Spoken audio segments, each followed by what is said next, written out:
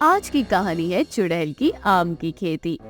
बेलापुर में रहने वाली अमृता अपने परिवार के साथ एक खुशहाल जिंदगी जी रही थी, लेकिन जिस कारखाने में उसका पति कमलेश काम करता था, वहाँ एक हादसा हो जाने के कारण वो अपना एक पैर गंवा बैठता है। हे भगवान, ये क्या हो गया? मैं अब दोबारा नहीं चल पाऊंगा अमृता। इस हादसे ने तो मुझे अपाहिज बना दिया है। अपने पति को ऐसे हिम्मत हारता देखकर अमृता अपने आंसुओं को पोंछती है और कमलेश को सब कुछ ठीक हो जाने का दिलासा देती है। कुछ ही दिनों में कमलेश अस्पताल से घर लौट आता है, लेकिन अपाहिज होने के कारण वो कहीं आने जाने के लिए दूसरों पर निर्भर रहता है। उसकी दवाइयों का खर्चा और घर में राशन पानी के खर्चे के लिए अमृता की अब तक की बचत के पैसे ही काम आ रहे थे, लेकिन अब धीरे धीरे वो बचत भी खत्म हो रही थी, क्योंकि अब आमदनी का कोई जरिया नहीं बचा था। माँ, बहुत भूख लगी है, कुछ खाने को दो ना। घर में तो राशन खत्म है और पैसे भी नहीं बचे, कैसे चलेगा घर? जिंदा रहते हुए मुझे ऐसे दिन देखना पड़ेगा कि मेरे बच्चे खाने के लिए तरस रहे हैं। हे भगवान, तूने मुझे इतना लाचार क्यों बना दिया? क्यों? अपने आप को कोसना किसी समस्या का हल नहीं है और मुश्किल की इस घड़ी में अपना धैर्य बनाए रखिए। मैं दुकान से कुछ अनाज उधार लेकर आती हूँ और काम की तलाश भी शुरू कर देती हूँ। अमृता से इस मुश्किल की घड़ी में जो भी हो सकता था वो अपने परिवार के लिए किया करती है। वो गांव के सेठ के यहाँ नौकरानी के काम पर लग जाती है ताकि कुछ पैसे की आमदनी कर सके। एक रोज वो काम से थकी हारी घर आ रही होती है, तभी उसकी पड़ोसन शांति टोकरी में आम लिए वहाँ से गुजर रही होती है। अरे अमृता, कैसी हो बहन? आजकल तो तुम ईद का चांद हो गई हो, दिखाई भी नहीं देती। शांति बहन, तुमसे मेरी हालत कहाँ छुपी है? एक हादसे के चलते मेरे खुशहाल परिवार को नजर लग गई है। अब जैसे तैसे गुजारा चलाने के लिए मुझे काम पर जाना पड़ रहा है। समझती हूँ अमृता बहन, सच में तुम बहुत हिम्मत वाली हो। अच्छा, ये मेरे बगीचे के आम हैं, इसमें से कुछ बच्चों के लिए ले जाओ, बिल्कुल ताजे ताजे हैं। शांति अमृता को टोकरी में से आम देने लगती है। ताजे और पके आम देखकर अमृता कहती है, आम तो बड़े ताजे लग रहे हैं शांति बहन। बच्चे तो ये देखकर बहुत खुश हो जाएंगे। अरे, बड़ी मेहनत से आम की खेती की थी, ये तो फल निकला है तभी। और तो और मंडी में सबसे ऊंचे दामों पर बेचा है इन्हें मेरे पति ने। वैसे तुम्हारे पास भी तो जमीन है, फिर क्यों ना तुम आम की खेती क्यों नहीं करती? आम की खेती? बहन जी, आम की खेती नहीं होती, आम के बागान होते हैं। अरे हाँ वही। खैर, जब तुम्हारे पास जमीन है तो उसका फायदा उठाओ। किसी के यहाँ नौकरी चाकरी करने से तो अच्छा ही है तुम खुद का काम कर लो। शांति कुछ देर में वहाँ से चली जाती है, लेकिन उसकी कई बातें अमृता के दिमाग में घूमती रहती है और उसके घर पहुँचने पर उसके दोनों बच्चे उससे आम लेकर खाने लगते हैं। माँ, आम तो बहुत मीठे हैं।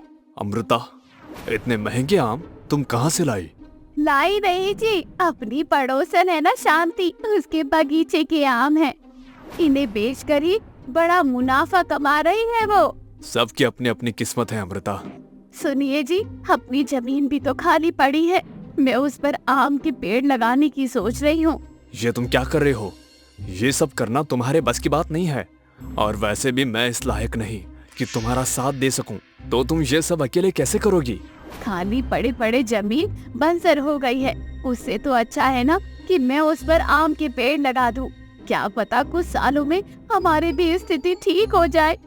अमृता आम की खेती करने के बारे में सोच चुकी थी, जिसके बाद वो अपने खेत को साफ करती है और उसके बाद आम के पौधे लगाती है। समय बीतता है, सुबह वो काम पर जाती और शाम को खेत में मेहनत करती। एक शाम उसे खेत में काम करता देख गांव का एक आदमी छेड़ते हुए कहता है, अरे अमृता, तू कितनी मेहनत कर रही है, लेकिन तेरा पति वो तो तेरी जरा भी मदद नहीं करता। तुम्हें इससे क्या लेना देना, अपने काम से काम रखो, समझे? अरे इतना क्या कर रही है, मैं चाहूँ तो तेरी ये जमीन अभी हथिया लूं। अमृता उसे गुस्से में देखने लगती है। तो वहीं दूसरी तरफ अमृता की काफी देर हो जाने के बाद भी घर ना लौटने पर कमलेश और बच्चों को उसकी चिंता सताने लगती है। बाबा, अब तक माँ क्यों नहीं आई है? हाँ, इस समय तक तो माँ आती थी, फिर आज कहाँ रह गई? यही तो मैं भी सोच रहा हूँ बच्चों, तुम चिंता मत करो, मैं अभी तुम्हारी माँ को देखने जाता हूँ। कमलेश अपनी बैसाखी लिए अपने खेत की तरफ निकल पड़ता है। कुछ देर में जब वो खेत के पास पहुँचता है तो वो देखता है कि वो आदमी अमृता के साथ जबरदस्ती कर रहा होता है। तभी वो कमलेश गुस्से में जोर से आवाज लगाता है और अमृता भी खुद को बचाते हुए बाहर से भागकर कमलेश के पास आ जाती है। तभी एक तेज रफ्तार ट्रक आकर दोनों के ऊपर से गुजर जाता है और दोनों की वहाँ मौत हो जाती है। अगली सुबह गांव वालों को सिर्फ कमलेश की लाश मिलती है। अपने पिता की यह हालत देखकर बिन्नी और बट्टू बहुत रोते हैं। गांव वाले उसके अंतिम संस्कार में बच्चों की मदद करते हैं, लेकिन किसी को भी अमृता की लाश के बारे में नहीं पता चलता। दोनों बच्चे अब अनाथ हो चुके थे और उसी खेत पर बैठकर रोने लगते हैं। बाबा तो हमें छोड़कर चले गए, लेकिन माँ कहाँ है दीदी? मैं नहीं जानती बिट्टू, वो कहाँ है? पता नहीं भगवान ने हमारे साथ ऐसा क्यों किया। बच्चों की रोने की आवाज सुनकर एक चुड़ैल वहाँ जाती है, जो कोई और नहीं बल्कि अमृता ही थी। उसे देखकर दोनों बच्चे डर से कांपने लगते हैं। डरो मत, मैं तुम्हारी माँ हूँ। तुम चुड़ैल हो, हमारी बात तो बहुत अच्छी थी, सच्ची। मेरा विश्वास करो, मैं तुम्हारी माँ हूँ। नहीं नहीं दीदी, दीदी भागो यहाँ से, मुझे डर लग रहा है। दोनों ही बच्चे चुड़ैल को देखकर भाग जाते हैं और वो चुड़ैल अपनी किस्मत को कोसते हुए कहती है, सब बर्बाद कर दिया उस आदमी ने, मैं उसे नहीं छोड़ूंगी, लेकिन मुझे अपने बच्चों के लिए आम की खेती को पूरा करना होगा। क्योंकि बच्चों के सर पर अब कोई सहारा नहीं था और बच्चे चुड़ैल से भी डर रहे थे, इसलिए अब वो चुड़ैल आम की खेती को पूरा करने का फैसला करती है। रोज खेत में काम करती है, रात के समय भी वो खेतों में ही लगी रहती है। एक रात गांव की एक औरत चुड़ैल को खेतों में काम करता देखकर पसीने पसीने हो जाती है और पूरे गांव में चुड़ैल की आम की खेती के बारे में बता देती है और गांव में ये बात फैल चुकी होती है। अरे भाभी, क्या गपशप कर रही हो? तुमने सुना नहीं? अमृता और कमलेश की खेतों में चुड़ैल आम की खेती कर रही है। चुड़ैल? चुड़ैल? हाँ, कई गांव वालों ने उन्हें देखा है, लेकिन कोई भी उसके पास जाने की हिम्मत नहीं रखता। ये बात सुनकर वो आदमी डर के मारे कांपते हुए बाहर से चला जाता है। कुछ ही समय में बाग में आम उगने शुरू हो जाते हैं और धीरे धीरे आम पककर तैयार भी हो जाते हैं। इंसान रहते ना सही, लेकिन चुड़ैल बनकर ही मैंने आम की खेती कर ली है। अभी आम मेरे बच्चों के काम आएंगे। तो हम दोनों की हिम्मत कैसे हुई मेरे आमों को हाथ लगाने की? तुम्हें नहीं छोड़ूंगी। चुड़ैल को देखते ही दोनों अपनी पैंट गीली कर देते हैं। तभी चुड़ैल उन्हें उठाकर अपने खेतों और बगान से बाहर पटक देती है, जिसके बाद से जो कोई भी उसके बाग में आमों पर नजर डालता वो उसे मार देती है। इस तरह गांव में चुड़ैल की दहशत फैल जाती है और गांव वाले उसे बस में करने के लिए तांत्रिक को लेकर खेत में पहुंच जाते हैं। बाबा, बाबा, यही है वो चुड़ैल जो यहाँ पर आम की खेती करके गांव वालों को मौत के घाट उतार रही है। हाँ बाबा, इसे बस में कर लो और हमारे गांव को छुटकारा दिलाओ इस चुड़ैल से। शांति, मैं अमृता हूँ और इस आदमी की वजह से मैं मरकर चुड़ैल बनी हूँ। ये तुम क्या कह रही हो? इसने तुम्हारा क्या बिगाड़ा है? मुझे छोड़ दो तो मैं सब सच बताता हूँ। वो आदमी डर के मारे सारी घटना बताता है जो उस रात हुई। उस रात ट्रक से कुचल दिया जाने के बाद वो आदमी डर जाता है कि कहीं वो ना फंस जाए, इसलिए वो दोनों की लाश को खेत में गाड़ने का फैसला करता है। अमृता की लाश को वो खेत में गाड़ देता है, लेकिन तभी वहाँ किसी के आने की आहट सुनकर वो भाग निकलता है। यह सब सुनकर सभी हैरान हो जाते हैं। यानी आप ही हमारी माँ हो? हाँ बच्चों, और ये आम की खेती मैंने तुम्हारे लिए की है ताकि तुम्हें कोई दिक्कत ना हो। तुम्हारे साथ जो हुआ उसका हमें काफी दुख है अमृता, लेकिन तुम्हें मुक्त होना पड़ेगा अमृता। ये बात सुनते ही चुड़ैल उस आदमी को जिंदा जमीन में गाड़कर अपना बदला ले लेती है, जिसके बाद खेत से अमृता के कंकाल को निकाला जाता है और उसके बच्चों के हाथों उसका अंतिम संस्कार किया जाता है ताकि उसकी आत्मा मुक्त हो जाए। तो दोस्तों, कहानी कैसी लगी? कहानी हमें कमेंट बॉक्स में जरूर बताना और हमारे इस प्यारे से चैनल को सब्सक्राइब जरूर करना। Thanks for listening. एक गांव में बहुत ही खूबसूरत लड़की रहा करती थी। उसकी खूबसूरती का कोई जवाब नहीं था। वे इतनी सुंदर थी जैसे मानो आसमान से उतरी परी हो। उसकी सभी तारीफ करते थे। वे हर रोज बगीचे में जाकर गुलाब तोड़कर अपने बालों में लगाती थी। उसका नाम ममता होता है। ममता ने हर किसी को अपनी खूबसूरत आंखों का दीवाना किया था। ममता को नई चीजों का काफी शौक था। वे हमेशा ट्रेंड को फॉलो करती थी। जैसे ही किसी के पास जाती, सभी उसकी तारीफ किया करते थे और ममता को कोई नई चीज दिखाई पड़ती थी, वे तुरंत ही लोगों से ले लिया करती थी। एक दिन की बात है, ममता हर रोज की तरह अपने लिए गुलाब के फूल तोड़कर निकल जाती है, क्योंकि उसे शौक था हमेशा ही फूल लगाने का अपने बालों में। तभी उसे एक मोमोज की दुकान दिखाई देती है। वह सोचने लगती है, क्या है ये? क्यों ना मैं ट्राई करूं, खाकर देखती हूँ। ये नई चीज जैसी लगती है। ममता जाती है और मोमोज वाले से कहती है, भैया एक प्लेट लगाना मेरे लिए भी। मोमोज वाला ममता को खाने को देता है। ममता खाती है और कहती है, अरे वाह भैया, ये तो बहुत टेस्टी है। कैसे बनाते हो इसे? मुझे भी बताओ ना। तभी दुकानदार कहता है, खाने से मतलब रखो, मैं नहीं बताने वाला कैसे बनती है ये। ममता मुंह बनाकर चली जाती है और अब वे हर रोज मोमोज खाने उस दुकान पर पहुंच जाती है। एक दिन वो जा रही थी मोमोज खाने के लिए। चलते चलते रास्ते में दो लड़के मिलते हैं। ममता को नहीं पता था कि वो लड़के उससे कुछ बोलने लगेंगे, क्योंकि आज तक कभी ऐसा हुआ नहीं था। तभी अचानक से पीछे से आवाज आती है। तभी एक कहता है, ये लड़की कितनी खूबसूरत है, जैसे मानो चांद ही अपनी गली आ गया हो। तभी ममता बोलती है, क्या बक रहा है? तुम दोनों के पास दिमाग नहीं है क्या? कुछ भी बोले जा रहे हो। सही तो कह रहा हूँ, गलत तो नहीं है। इतना कहते कहते इन दोनों में काफी बहस हो जाती है। दोनों आपस में झगड़ने लगते हैं। लड़का अपनी दुश्मनी निकालने के लिए ममता जिस मोमोज वाले के पास मोमोज खाने जाती थी, उसके मोमोज में जहर मिला देता है और वहाँ से भाग जाता है। सूरज ये देखकर कि ममता मर चुकी है, वह और उसके दोस्त तुरंत वहाँ से निकल जाते हैं। ममता मर जाती है और वे चुड़ैल बन जाती है। चुड़ैल बनते ही ममता कहती है, मैं कितनी सुंदर थी, अब मैं क्या करूं? मुझे कुछ समझ नहीं आ रहा। उस सूरज की वजह से मेरी शक्ल इतनी खराब हो चुकी है, अब मैं चुड़ैल बन चुकी हूँ।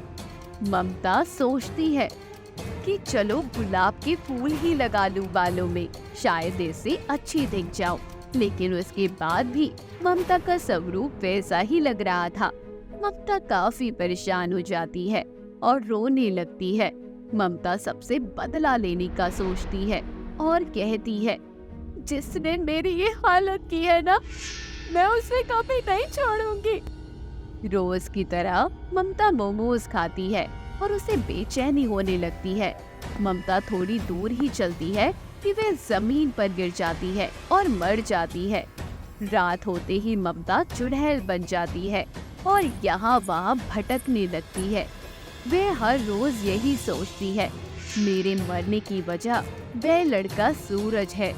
जरा सी बहस के बाद उसने मुझे मार दिया, अब मैं मोमोज कैसे खाऊंगी। एक दिन सुबह होती है। ममता जो अब चुड़ैल बन चुकी थी, वह घूंघट ओढ़कर उस मोमोज वाले के पास चली जाती है और कहती है, ओ मोमोज वाले भैया, मुझे यहाँ कुछ काम मिलेगा क्या? मैं दूर गांव से यहाँ रहने आई हूँ और मुझे काम की तलाश है। मोमोज वाला कहता है, तो तुझे रोज मोमोज बेचने होंगे। तभी ममता कहती है, हाँ ठीक है, मैं बेच लूंगी। चुड़ैल मोमोज बेचना शुरू कर देती है। उसे लालच आता है और वह एक एक करके मोमोज खाने लग जाती है। देखते ही देखते सारे मोमोज वह वहीं खा जाती है। तभी दुकानदार पूछता है, तुमने सारे मोमोज बेच दिए? चुड़ैल झूठ कहती है, हाँ सारे बिक गए। मोमोज वाला आश्चर्य में पड़ जाता है, इतनी जल्दी इसने इतने सारे मोमोज कैसे बेच दिए। इतने में ही चुड़ैल से वह कहता है, ठीक है, कल से फिर आ जाना। ठीक है भैया, मैं कल भी आ जाऊंगी। ऐसे ही कुछ दिनों तक चलता है। हर रोज मोमोज वाले के सारे मोमोज बेचने की जगह वे मोमोज खा जाती है और दुकान वाले को कहती है कि उसने सारे मोमोज बेच दिए। कुछ दिनों में दुकान वाले को शक होने लगता है। एक दिन दुकानदार वही चुपके से उसे देखता है और उसकी नजर पड़ते ही वह हक्का बक्का रह जाता है। चुड़ैल, अरे ये तो चुड़ैल है। तो क्या मैं अब तक चुड़ैल के साथ काम कर रहा था? अच्छा हुआ मुझे सब पता चल गया। अब तो आज ही मैं भाग जाता हूँ यहाँ से। चुड़ैल देख लेती है कि उसे दुकान वाले ने देख लिया है। चुड़ैल कहती है, देख, तू कहीं नहीं जाएगा, मैं तुझे बता देती हूँ। मैं तेरा कुछ नहीं बिगाड़ने वाली हूँ। मुझे तो तेरे एक स्पेशल ग्राहक का इंतजार है। जिस दिन वह यहाँ आ जाएगा, मैं यहाँ से हमेशा के लिए चली जाऊंगी। तब तक तू अपना मुंह बंद रखना, नहीं तो तू जान से जाएगा। मैं तुझे और तेरे परिवार वालों को सबको खत्म कर दूंगी। ये सब सुनकर दुकान वाला काफी परेशान हो चुका था। वह बेबस था और कुछ भी कर नहीं सकता था, नहीं तो चुड़ैल उसे मार देती। तभी चुड़ैल कहती है, एक बार मैं तेरी दुकान पे आई थी। तुझसे मैंने पूछा था कि मोमोज कैसे बनाता है, तुमने मुझे नहीं बताया। चल आज बता कैसे बनाता है तू मोमोज। मोमोज वाला चौंक जाता है। तू वही है, पर तू चुड़ैल कैसे बनी? चुड़ैल अपनी सारी कहानी बताती है, कैसे उसे मारा गया था और कैसे उसने उसके खाने में जहर डाल दिया था। दुकान वाला दुखी हो जाता है और कहता है, बहुत गलत हुआ है तेरे साथ। तभी अचानक से वहाँ एक लड़का आता है और कहता है, ओ मोमोज वाली, मोमोज खिला दे। वह लड़का कोई और नहीं, वही था जिसने उसे मारा था। चुड़ैल कहती है, हाँ क्यों नहीं, आप ही के लिए तो ये दुकान लगाई है। आप जितना चाहो खा सकते हो, तुम्हारा ही तो इंतजार था। अरे वाह, कहाँ से लाया इस मोमोज वाली को? बातें तो बड़ी मजेदार करती है ये ऐसे बात करेगी तो मैं सारे मोमोज खा लूंगा। इतना कहकर वह मोमोज दे देती है। चुड़ैल और कहती है, खा, कितना खा सकता है तू मोमोज? तुझे शौक है ना दूसरे के मोमोज में जहर मिलाने का? खा, अब तो तू खा। कौन है? चुड़ैल कहती है, तुम्हारी मौत। और फिर चुड़ैल हंसने लग जाती है। लड़का फिर पूछता है, मैंने किसी के खाने में जहर दिया, तुझे कैसे पता? तभी चुड़ैल कहती है, मैं वही हूँ जिसे तुमने मार दिया था। अब मैं चुड़ैल बन चुकी हूँ और तेरी मौत पक्की है। अब तुझे कोई नहीं बचाने वाला। तभी सूरज कहता है, तू प्लीज मुझे छोड़ दे। तभी चुड़ैल कहती है, कभी नहीं, आज तो तेरी मौत होगी। और उससे मोमोज खिलाने लगती है। खाते खाते उस लड़के के पेट में दर्द हो जाता है। और उसकी वही मौत हो जाती है और चुड़ैल हंसने लगती है और दुकान वाले को धन्यवाद करती है और कहती है, तुमने मेरा साथ दिया, उसके लिए शुक्रिया। शायद तुम नहीं होते तो ये मैं कभी नहीं कर पाती। और वे वहाँ से हमेशा के लिए गायब हो जाती है। फिर कभी वे उस गांव में दिखाई नहीं देती।